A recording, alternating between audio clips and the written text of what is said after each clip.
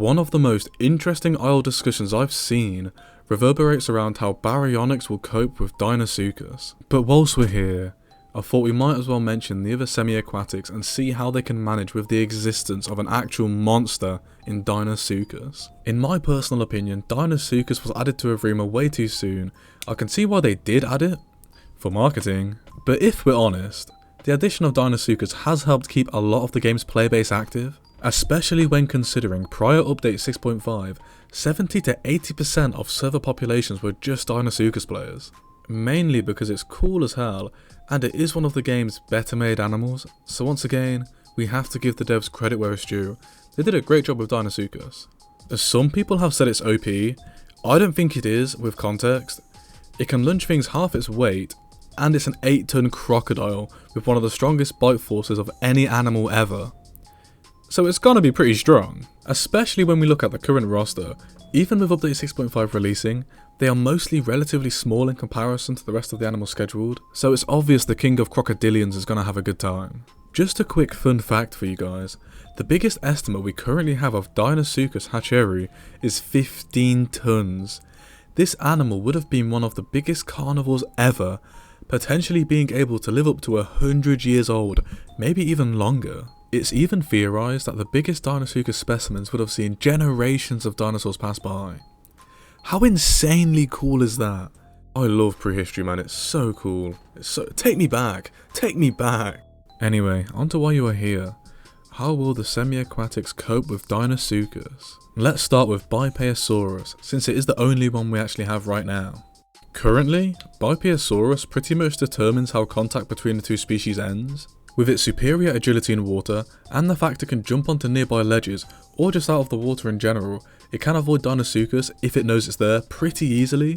But miraculously, the two player bases actually seem to get along, and actually allow each other to coexist. Comparably to how modern day crocs allow small birds to live near their nests, where the birds even protect the crocodile's eggs from monitor lizards, in exchange for protection. Is this the IL actually forming a somewhat realistic symbiotic ecosystem? So generally, Bipi doesn't really have an issue with Deinosuchus. Minmi on the other hand, it does seem more land-based in its concept art, but it is shown diving down into somewhat deep water to forage for underwater plants. Seeing it's an ankylosaurid, I can't see it being fast or agile in water or on land, so it's going to have to rely very heavily on its armour. But against a fully grown Deinosuchus, that armour may as well not be there. I also think that Minmi might not be able to swim. It might just walk into rivers and sink like Anki. If that is the case, then I believe Minmis should prioritise water sources that are secluded and shallow in depth. Small ponds and streams that harbour its preferred diet would help it avoid the bigger Deinosuchus. Staying away from large bodies of water are probably the best way to go for Minmi, unless it will be able to burrow itself in the riverbed when threats are around, which I think would actually be such a cool thing if you could do that. It may struggle in the bigger water sources, and bigger water sources do tend to equal bigger threats. But then I guess in extension, more opportunity. When it comes to Ostro, I do think it has a better time of things, but first I've got to mention those shoulder feathers. I am so sorry, but I can't stand them. I think they look horrible. Occupying the heron niche, Ostro is a cool little dinosaur. It's shown to be able to wade, dive jump into the water, and full on swim under the water. So we are getting a heavily aquatic raptor, and honestly, I'm all for it. It'd be cool if Ostro could clean Deinosuchus' teeth when they're basking, but if that does ever come to the game, it does seem like Bipi already has that covered, and Ostro does seem a tad too big for that. But if Ostro can follow Bipi in a similar vein, be a quick swimmer with great agility, and potentially being able to jump out of water like it can in, then that may be all it needs to survive. And bear in mind, it will probably be decently fast on land as well, so as long as an Ostro is aware of its surroundings, it should be okay. This is literally Ostroraptor. This is probably the coolest bird video I've ever seen. This is why nature is so amazing. Look how agile, look how graceful it is in the water. Oh my, I think this is my new favourite bird. Now this is where things start to get a bit moist, start to get a bit soggy, if you will. If we look at Barry's concept art, it's shown hunting a tenno as it goes into the water, but my question is, where can Barry do this in a place where Deinosuchus isn't? Coming in at 1.4 tons, Baryonyx could be an easy meal even for a fresh subadult Deinosuchus. So Barry, my boy, my child, my son, we're gonna have to help you out a little bit. My idea is for some sort of counter lunge, meaning Baryonyx is either hard to lunge by having some sort of slippery skin, where the chances of getting grabbed by Dino are a bit smaller, which could be enforced through a good diet as mentioned by James Grapter, or it's hard to drown, which is a great idea from Texas African Bullfrog 456. The way I think that would work is if Barry had huge amounts of O2 levels, or a decent amount of stamina, maybe both, who knows, let's stream a little. Personally, I think both are pretty good interesting ideas, especially with Gateway being available when Barry will be released.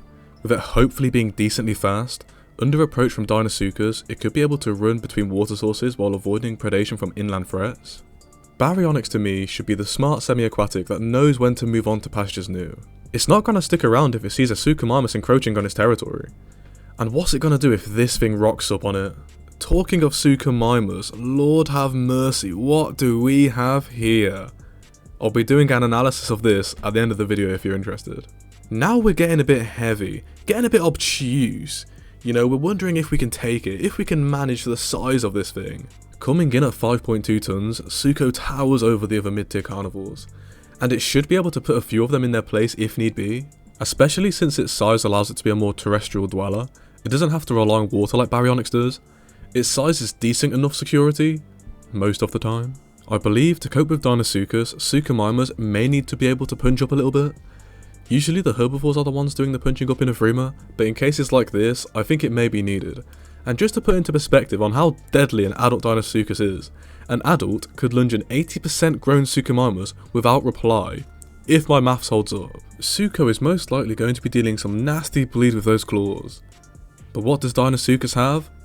Good bleed resistance. Do you see how these two things don't favour Sucho in this matchup? But it seems from its concept art, it won't necessarily be diving underwater and harbouring a truly semi-aquatic lifestyle, only really wading and swimming in shallow water for fish and other semi-aquatic life, which in its own right does narrow down the adult Deinosuchus interactions. But what I would love is if Sucho could just swallow up baby Deinosuchus with that pelican throat. I remember actually, when I made my differentiation between Sucho and Barry video, not many, but some people said I was spreading misinformation by saying we will get pelican Sucho. And to those people, I would like a handwritten apology sent to my business email immediately. But once again, Sucho's size should be enough to deter it from most Deinosuchus, and its more terrestrial habits will naturally draw it away from coming into contact with adults. As long as it has the damage to deter smaller dinos from attacking, it should be good. I would like it if a Sucho and Dino are the same weight, that the Sucho would have the slight advantage, but that's a discussion for another day.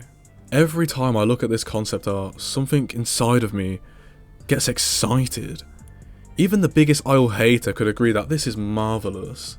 I was told yesterday that people sent Tapwing hate in her DMs for this concept art. Why? It's a decent concept art, no? And if anyone watching this actually did that, you are a twat. You are just a certified twat. We can't be getting our feelings hurt over non-objective concept arts. It's like that guy in the Beast of Bermuda community who threatened to kill himself because the devs made balance changes to his favourite dinosaur.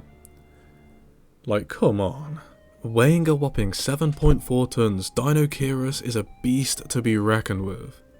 And there's one way in particular I see it dealing with Deinosuchus, or anything harbouring its waters for that fact. Violence. Chirus gives me the vibe of an animal that would swallow anything it can fit in its mouth, including Deinosuchus. The battles between Chirus and Suchus are going to be some of the bloodiest in the Isle, and with those arms, Deinosuchus players are going to learn very quick. Don't mess with the mother of all geese. Its arms are designed for pure power, and last time I checked, Deinosuchus didn't have blunt force trauma resistance. So Chirus should be pretty capable of handling one or two dinos. Plus, it can just walk onto land if things get a little bit too spicy in the water. And when I get my hands on Deinosuchus, if I see a Deinosuchus, it's on sight. I know some people aren't the biggest fan of this Spinosaurus model, but I love it. This animal looks brutal, this animal looks devious, it looks like it started the coronavirus pandemic for fun. And when I think about getting scared in the Isle, this is what comes to mind. Imagine getting hunted by this thing. It looks so cool, even its concept art, I think it's the coolest concept art we've seen. It slaps a Deinosuchus, it flips an Anki, and it hunts a Deinosuchus. Imagine saying to your mate, Yeah mate, let's go Deinosuchus hunting. How sick is that? At a potential 9.1 tons, this animal is nasty. This animal takes what it wants. If it wants to go in water, who's going to tell it no? If it wants to go on land, who's going to stop it? My only concern would be young Spinos venturing into big water bodies, potentially putting themselves at risk from predation. But sticking to forested streams and ponds and a more terrestrial diet should be enough for young Spinos to grow. Once grown, we are looking at a heavily crocodilian based menu. Which is only a good thing because it gives overly friendly Deinosuchus players something to consistently worry about. But other than that, there's not much to say for Spino, because just look at it. It doesn't need me to speak for it. What would be cool though is seeing Juvisuchos, Barrys and Spinos chilling together, but then as they get older they become more aggressive towards each other, since at least in the early life stages they will be in direct competition. I've seen this concept art be criticised for not showing Sucho fighting or competing against a big animal. My response to that would be, it is a tad disappointing, but the concept has layers to it. 1, I've beaten the Pelican Sucho misinformation allegations. 2, we see it storing water to sustenance its babies. 3, it can store bodies in its throat, which is cool as hell.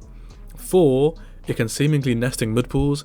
And 5, Oviraptor has taken another L. I can't believe it. If you've watched this far, you are an amazing human being. Thank you so much. I love you. You're amazing.